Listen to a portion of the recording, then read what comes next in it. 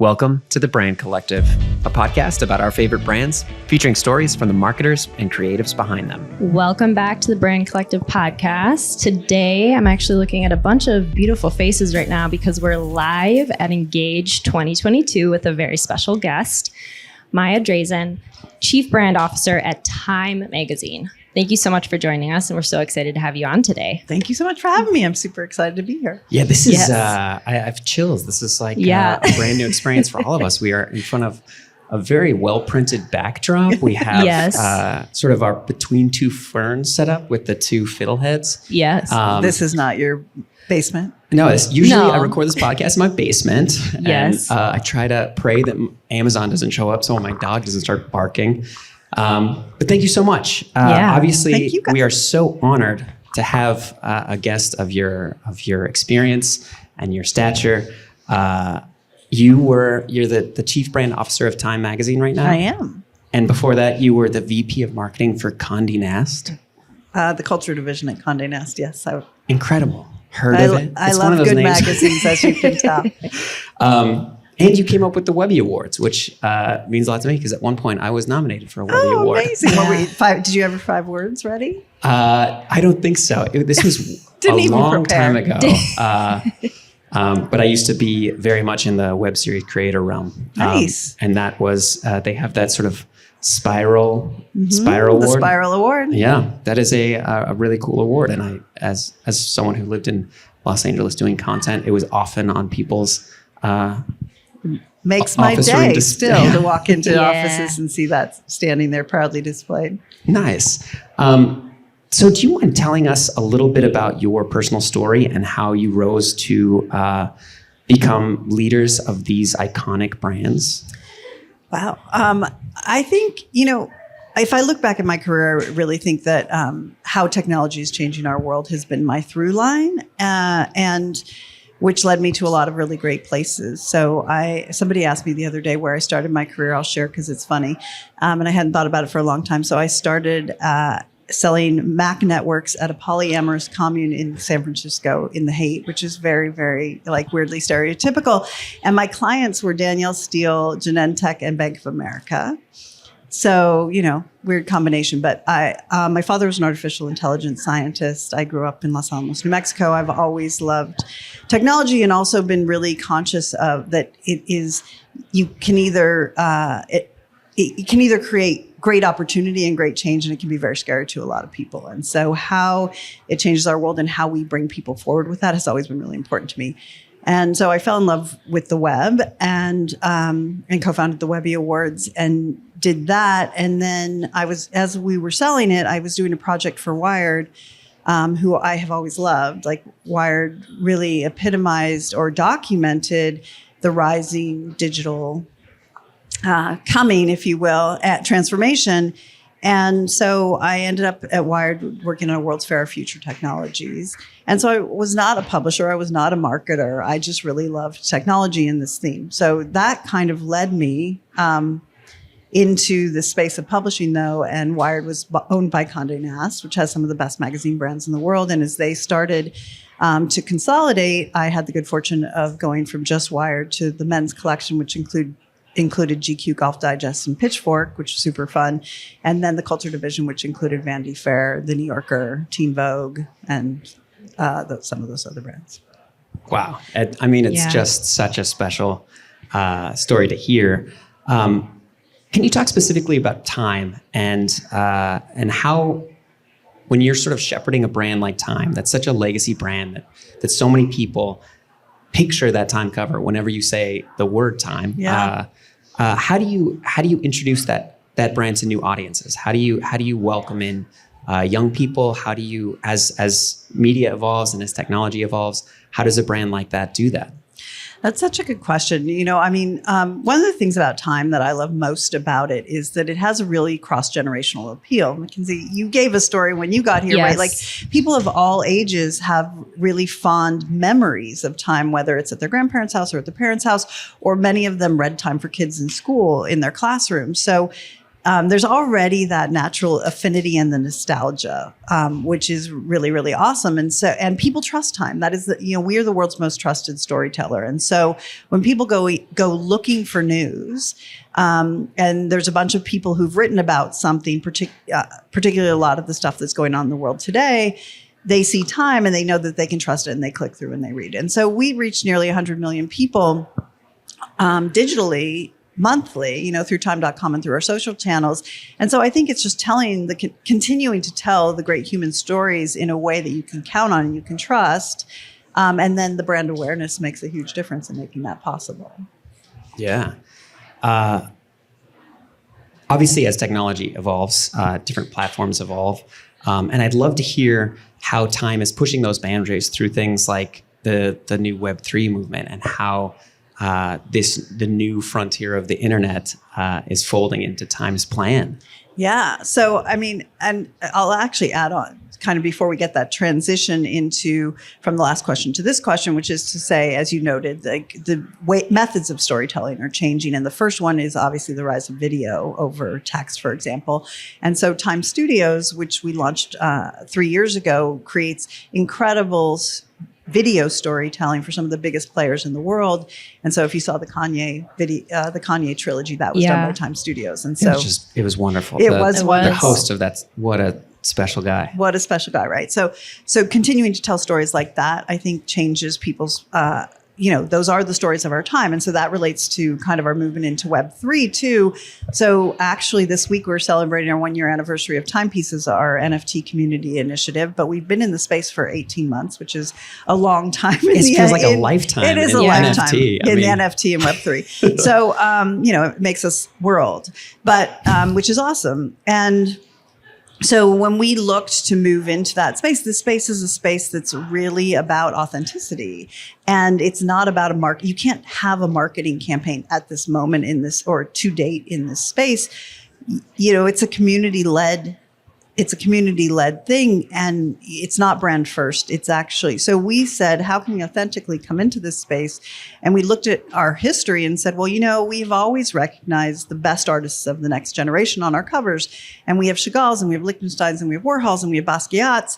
And so if we believe that this is the next generation of artists, then we should give them a Time cover canvas. And now but it's an NFT, so it's not going to be the actual one. So we gave them an 8x8 square with a red border and a little timepiece logo, and started with our Genesis collection almost exactly a year ago this Friday.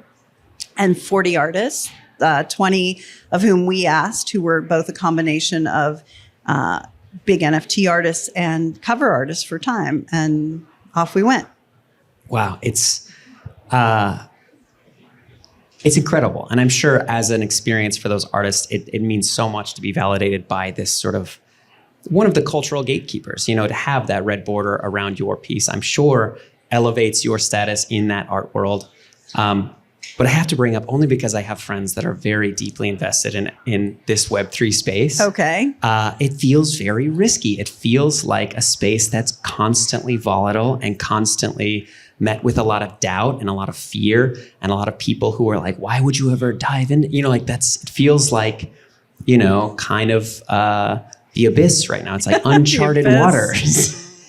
Well, I would argue that those people haven't tried it, because what you experience with anybody who's gotten anywhere near it, or most people who get anywhere near it, it's a rabbit hole you fall down and fall in love with. So I'll start there. But we really believe it to be the next evolution of the internet. And if that's the case, I was there for Web 1. It feels exactly the same. And there were a lot of doubters. And I like to say, right before the bust in 2000, everybody was like, oh, yeah, this is bunk because it's Webvan and it's pets.com. And it's like they made fun of all of these things. Well, I don't know about you, but all of my groceries are delivered to me now by Fresh Direct.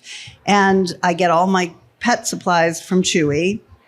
Not to be doing promos. I'm a BarkBox guy. Whatever, whatever. But the point is that all of these things that people thought were nuts are standard now, and it was just early. And so I think, and what I see, interestingly enough, from brands is I feel as though they kind of get it. Like a lot of people stalled on I call print Web 0. So then Web 1, Right. The early internet, and social being Web 2. And they were a little faster, but still it's hard because you have people talking back to you and out in public and all of these things that are really brand managers not big fans of, right? And Web 3 is the next evolution of that. So not only do they kind of one-way talk back to you, but you have to talk to them. Like you have to get into Discord and on Twitter Spaces and talk 24/7 to them all over the world. And that's a lot for people. Yeah. I mean, that's how it is right now. That's a lot for people. But what I find is that people don't seem to be backing down. They may be slowing down. They may be trying to reduce risk. But I think people get that it's just early and this will change. Yeah. And for those of you who might not know, my understanding, at least sort of maybe the dumbed down version of someone's explanation to me, was Web 1 was the web you can view. Yep. Web 2 is the web you can interact with. And Web 3 is the web you can purchase. Own. Yeah, well, I wouldn't say own. purchase. I would say you can own. Okay. Right. Don't So own it. owner versus Or owner. don't purchase. Owner versus renter is between Web 2 and Web 3 is the kind of common. Okay. Right. Because like in Web 2, I go onto a social platform and I create content for them, but they're renting me the space. I don't own that. And, and they don't pay me for it. And all of that stuff. And in Web 3, I own the NFT. I can create a contract that says every time it sells in perpetuity as an artist, I can get paid on that. And that's a huge, change in the way things are. And that's just with art. And art is just the start of where this world is going. Right. Yeah, art's the early adopter. Yeah. Can we shift a little bit to some of your other creative efforts in Time specifically, and maybe some of the work that Time Studios is doing and some of the exciting projects that are on the horizon? Ooh, projects on the horizon. Well, I mean, there's so much going on in Time Studios, and most of it I probably can't talk about because it's made for partners. But just we have 5 divisions now, kids and family programming, which we talked about this morning, which is super fun. And they're doing a puppet news show with Time for Kids, which I think will be awesome. That. We actually blockchain to big screen. We've actually been combining the two and really looking for IP in the NFT space. And we're working with a series of NFT communities, including the Robotos and Toy Boogers and the Littles, on programming that way that'll be on TV, which I think will be super fantastic. So, and we have a follow-up kind of celebrity also in similar worlds to Kanye, but not the same person, coming up. And we just, Katrina Babies just launched with the story of Hurricane Katrina. So it really is, one of my favorite things is just the span of content. I mean, that's one of the things that's incredible about Time is it just has permission to go anywhere. That's huge. I love that. So kind of going back to risk taking and pushing the boundaries, what do you follow when it comes to trying new mediums, formats, or investing in new technology? Are you someone who A/B tests? Do you dip your toe in? Or do you feel like you just dive in if it's something that you firmly believe in? It was one of the things that actually really amazed. I came from Wired, right? So at Wired, we had to get into everything first. Mm-hmm. And it didn't mean you had to stick with it and invest, but you had to try it first. And so I got used to doing that. When I came to Time, I was really incredibly awed by how invested they were in immersive technologies. Like one of the first things when I got there was a project called The March, which was VR recreation of the March on Dr. Martin Luther King's March on Washington. And you could be there. And it was the most realistic digital human ever that they had done. And it was just a huge amount of work. And, again, Time as a trusted source spent so much effort in one, making it realistic, two, making sure it was historically realistic and working with the estate and making sure that everything was perfect. And so there is, I think Time has a possibly unexpected commitment to diving into new things. And I think, the other thing is we're very values-based, values-driven. And so, we are committed to building a better future, to not only reporting and telling these stories, but driving the conversations that move people to action and doing our own part. And so like even today, we just announced CO2, which is a platform for any business who wants to be net zero and nature positive. to be supported in that in a reasonable way. And so, and time is going to be client one. And so we're kind of setting off on that net zero journey. And so I think there's just so much, I think, so to that question, I think time jumps right in, actually, I love that. That's huge. It feels like that's the case. And it might be, at least from an outside eye, counterintuitive to think that a brand with such a past and with such, a brand with such an intense trust is a huge quality. I mean, everybody trusts time, and they trust time because they consistently deliver. Yeah. And it feels like maybe branching into these new avenues might be counterintuitive because it's like you're going into uncharted waters. Yeah.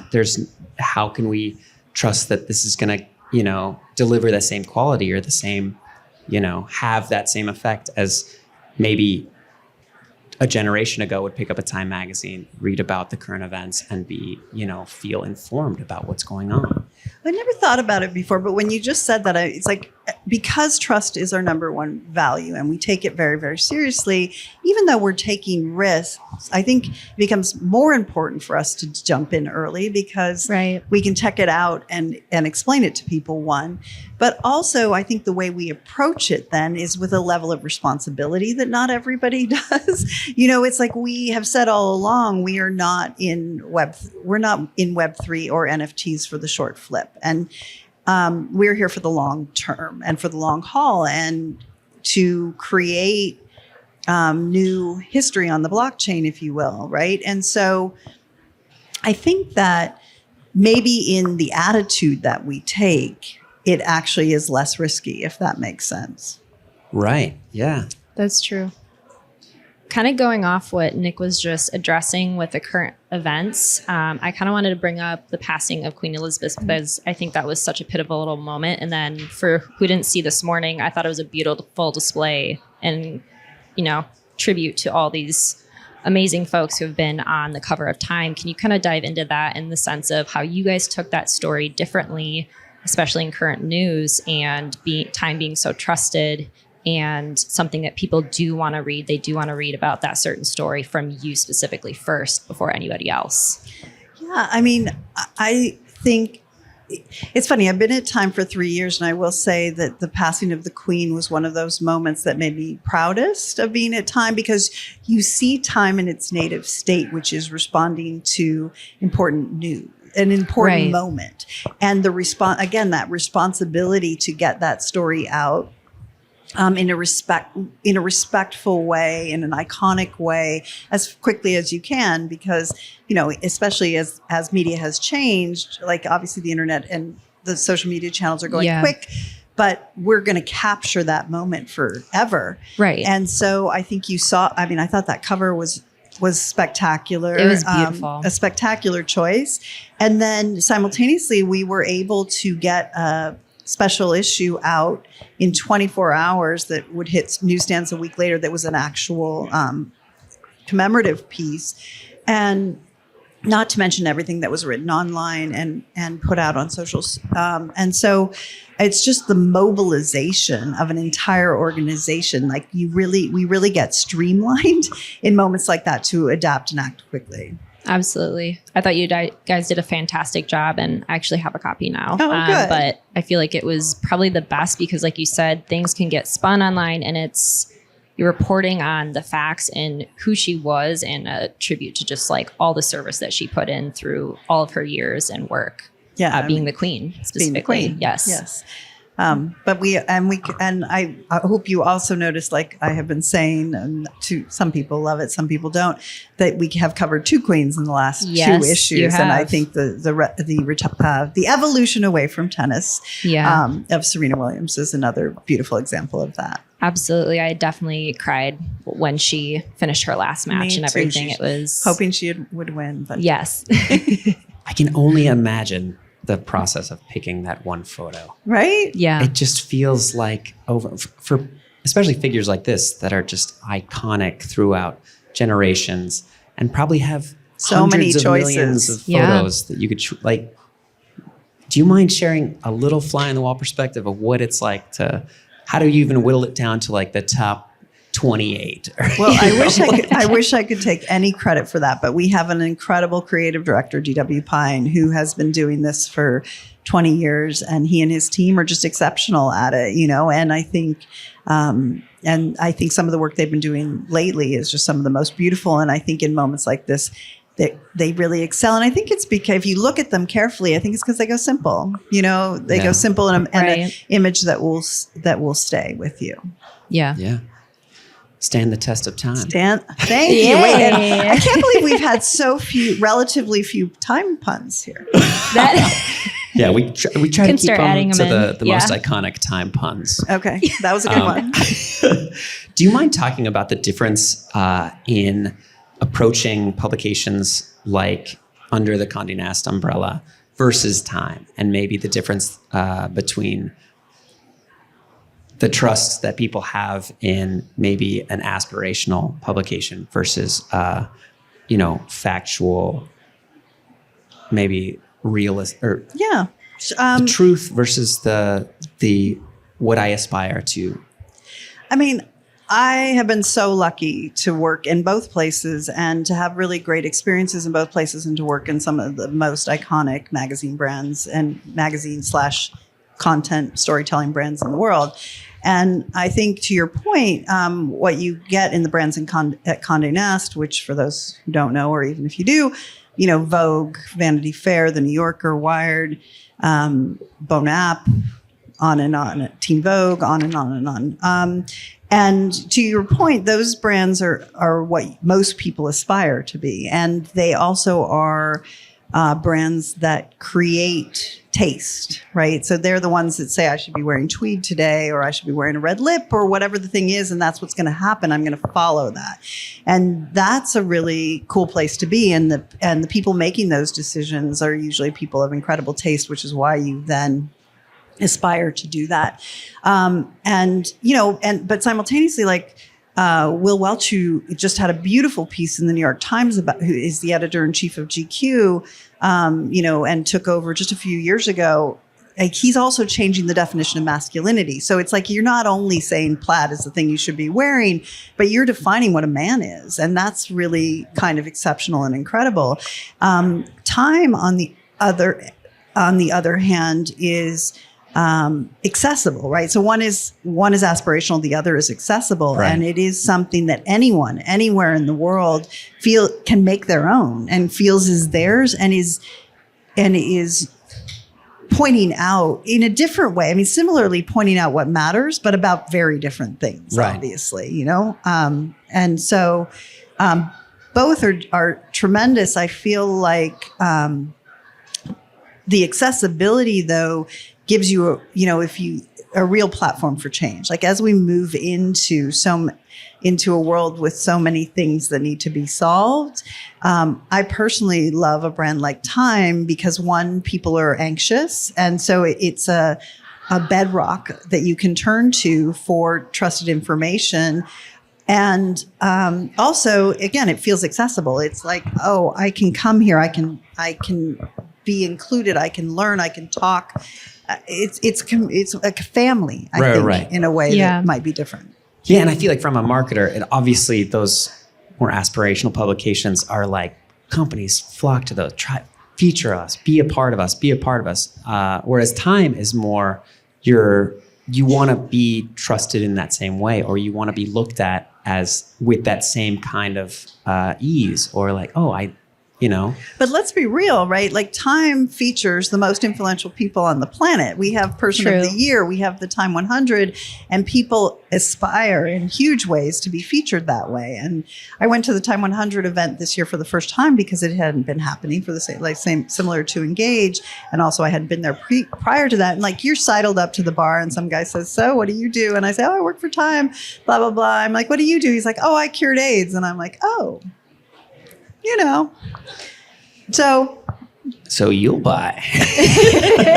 They were all on the house, but I think so. To say that Time isn't aspirational is actually not fair. Time is very aspirational. I think it just democratizes influence in a way, in that it says, here are the most important people, and we're going to bring them to you. Yeah, that is true. It's like the OG influencer. There you go. I like that. That is a good one. I love this. Do you have any advice for maybe marketers who want to get into media or want to get into these kinds of realms and maybe feel like there's just it's just too much? It might just be too tough to get into or too hard. Well, I think the modern media landscape, while harder on has its challenges, is really great for anyone who wants to get into the space. I mean, look, you can create a podcast, and yes, you can. Right? You can create a podcast, or you can create a newsletter, or you can create. I mean, that to me is one of the great. I'm a sucker for techno utopia, I have to admit, and that is the promise of technology, is that it democratizes things, and one of the things it democratizes is your ability to create content. And in doing so, you can be noted. And if your goal would be to work for a major media property, you can build up your own following and then have that happen it's actually very similar to Web3 in that the brand lifts up the creator, and in doing so lifts the brand is lifted up. So if you guys are the hottest things in podcasting, and I recognize that, and I put timestamp on it, and now all of a sudden you're affiliated with Time, we all win. Right. Awesome. Do you have any other questions? Shall we move on to our next segment? I think we're ready for the next one. Awesome. This is very fun for me.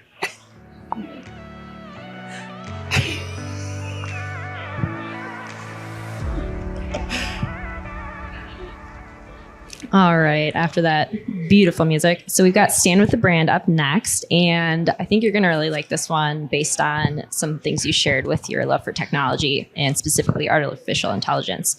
So Lay's is using artificial intelligence. The potato chips? Yes. Awesome. The potato chips. Okay. Although I prefer Ridges. But I'm the same with the dip. Mm-hmm. Yep. I can't help but picture those old potato batteries where you just stick the potato. Oh my That's gosh. what I'm picturing. Yes. Is this where your head went? Right, that's what's powering the we're AI. on the snacks. Yeah, we're all about the snacks in your I was thinking AI. Okay. Snacks Sorry to right interrupt. here. Curious No, where this is great. going. Yeah. So they are utilizing artificial intelligence to do a cameo for personalized videos with one of the biggest soccer stars in the world, Lionel Messi, through deepfake technology. Mm-hmm. So very lifelike, lips moving. It looks like he's standing right in front of you. It includes messages with a drop-down bar where you can, say happy birthday, really utilize it in that way if you want to. And the technology that they used took about 6 months to create, and it's providing just an experimental way for fans to really interact with someone they might not see on the day-to-day, basis. Mm-hmm. So my question to you is, do you stand with the brand or do you take a seat? I stand for the brand. All right, let's hear it. I mean, I think that, with all technology, there's great opportunity and great potential harm. And that's not about the technology, that's about human use of it. And so if I'm going to think about it from a deep fake standpoint, yes, there's a lot of potential bad that can happen with deep fakes.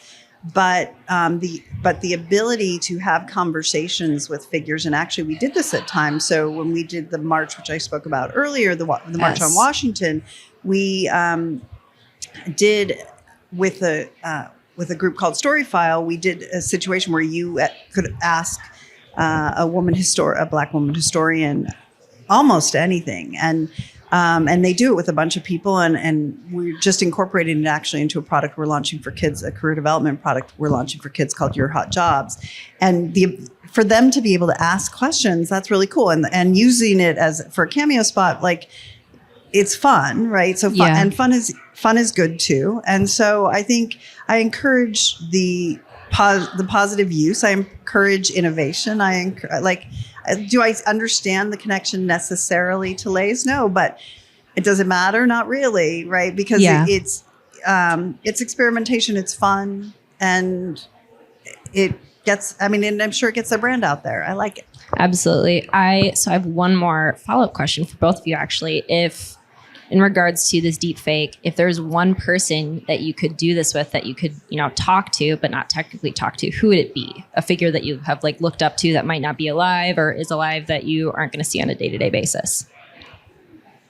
Whoa. I know, right? Ending on the hard questions. So many people, I think. Yes, I just want to clarify on this. So, Cameo is the sort of platform that you can pay a celebrity to give you a little message. Yes. So this is sort of similar to that, but like a step up. But you can ask questions. Yes. Leo Messi says like, "How you doing?" Yeah. Does he crunch on some chips while he's doing it? What is he doing? He's just saying, "Hey." He definitely is crunching on some chips. I mean, it'd be hard not to snack while you're doing it. Yeah, that's wild. It's such a fascinating use of this technology. It feels like I would just want to be a part of the meeting that was like, okay, so we're Lay's. Yeah. We're known for our chips, right? Yeah. Leo Messi is known as the world. How these things all come together, I'm not quite sure. Yeah, absolutely. But I still stand for the brand. Yeah, same. I do I stand like that with they're it. doing it. I do think deepfakes inherently give me pause, just because it seems like I forget which platform did it with Obama during a live performance, and it was really kind of scary. Very scary. Well, they were just showing how it could be done that way, Right. But it's hard to recognize. Yeah. Hard to tell Absolutely. the difference, and there's enough misinformation out there without adding yet another layer of ways it can be done. Yeah. I would love to talk about that. About obviously in media, misinformation is this massive theme. How is it addressed by Time, or is Time just take it in and understand that their mission is on the side of truth and trust and commitment to storytelling? The latter. I mean, I think it makes Time all the more important. It makes journalistic integrity all the more important, and it should help people understand who they can count, where to go for trusted information. So, and what not to trust. I have 16 and 13-year-old sons who get most of their news from Instagram and TikTok. And, I think I've read like 60% of it or 80% of it is false. Yep. And they're always off. Like they'll be like, "Did you know?" And I'll be like, "Well, that's sort of true." Right. It happened. But from there, everything after that, not really real. Oh, that's just... Okay, back to chips. But actually, let me just add that the important thing there is news and media literacy. Yeah. Like helping people understand how to tell the difference. Do you want me to hold this real quick? Yes, thank you. And that is going to matter in for things like deepfakes and all the other things that are going to come after too. Yeah, absolutely. Verify. All right. Fact check, essentially. Well, we fact check. Yes. And you verify. Like if you read it once from a non-trusted source, check it out. Mm-hmm. Yeah. Who would I want to talk to from deepfakes? I mean, maybe Al Gore. I don't know. I don't have the access you have, so I've never run into him. I assumed she meant somebody who was no longer living, but you could go do either. I know mine who is not living, but Audrey Hepburn. Oh, that's a good one. Look up to her in so many ways, Yeah. and not just like as an actress, but her activism and just like everything that she did. She's iconic to this day. Maybe David Bowie. Oh, that's but so many good musicians died over the last few years. Absolutely. Yeah. But I think Prince Prince is another one. But I think I would go David Bowie. That's a solid choice. Or I was going to go Steph Curry, not dead, but because then my children would think I was awesome. Yeah. Yeah, he's incredible too. Yeah. A lot of great deepfake names popping up. Right. Who do we want to communicate with? Right. A deepfake. Awesome. I think we are about done with our questions. Wow. Yeah. We have... This time flew. Time flew. Didn't they? Look at that. We have one more little segment where we, beyond the world of branding and marketing, we just ask a few questions to every guest that's been on the show. So the first question is, what have you done recently for the very first time? I went to Miami. Whoa, Miami? Miami last week for the very first time. We recently announced an exciting NFT project with the city of Miami. And I was down at Brand Week and also part of the mayor's U.S. Conference of Mayors, where my boss was talking to them about it on stage. So I had never been to Miami. What'd you think? How'd you like the city? It's a beautiful city. I'm not a fan of heat, so the 90 degrees and humid thing was not really my style. And the weird out of nowhere pouring rain so that the streets were like 2 to 3 feet deep in water, also not my thing. But gorgeous city and nice people and fabulous food. Lovely. Yeah. How about you? What have you done recently? Oh my goodness. Well, this is a big time first for me, being at a big tech conference. Oh, really? Yeah, I don't think I've ever been to something like this. Interesting. Like one of my favorite phrases is CES ruining my holidays for the last 20 years. Yeah, that's a good one though. That's a fun one. This is also a fun one. Smartsheet. You guys are fun.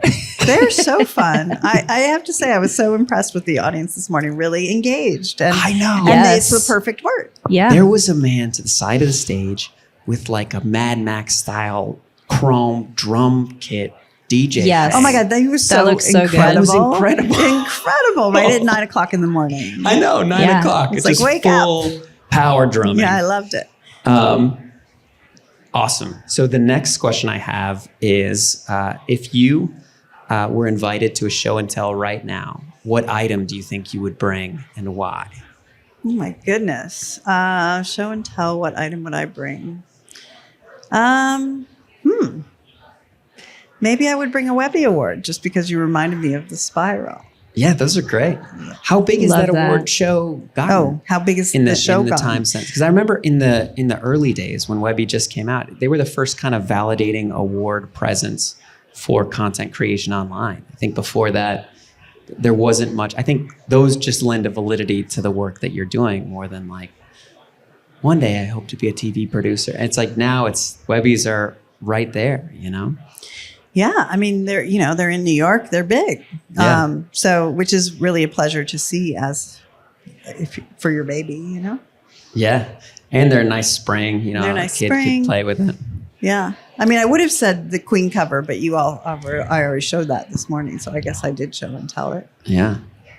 Our last question is: if you had the opportunity to meet a younger version of you, what piece of advice do you think you would give? I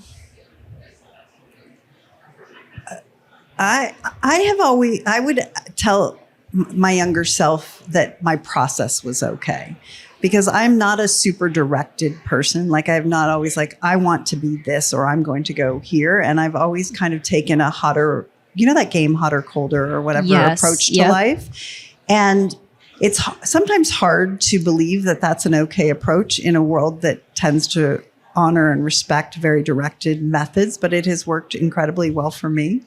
And so I think, if you don't know what you're doing, just get closer to that which is warmer for you. I love that. Yeah, that's a special way to put it. I've always said follow the yeses. There you go. That's the same thing too. Yeah, I've never quite had a very specific North Star in my career, but I've just sort of continued to try to do better and better work. And whenever you get validated or whenever a door opens as a result, I like follow the yeses. Yeah, that's follow the good. yeses. Yeah. Follow the and then you can, get closer and closer. I love that. I'm a trust your gut. If my stomach doesn't get in knots, I'm like, all right. And obviously sometimes it's out of nerves. Sometimes it's fear, right? Yeah. But if it's something that I know it's giving me a solid no, I'm like, all right, we're going to veer off to this direction. Yeah. Yeah. Awesome. Well, Maya, it's been such a joy having you on. It's been such a cool and special this has experience. been awesome. People. I know. Hi, it's such a cool thing. Is there anything else that you want to plug, or maybe any juicy bit of wisdom you can leave us before we finish our first ever live Brand Collective podcast? Look at that background. Look at that background. I don't know if you dropped it on me late that I was going to have to be wise. So I'm not prepared for wise, but just want to say thank you everyone for listening, and thank you to Smartsheet, and thank you to Engage. And I hope everyone has a great time here, because there's a lot to be learned. I learned so much from the stage this morning, and I know that there's more. Awesome. Oh yeah, there's always more. It's been a pleasure speaking with you, and we loved having you on. Thank you. I love being here. You're listening to a Brandfolder podcast, where we like to say, strong brands live here.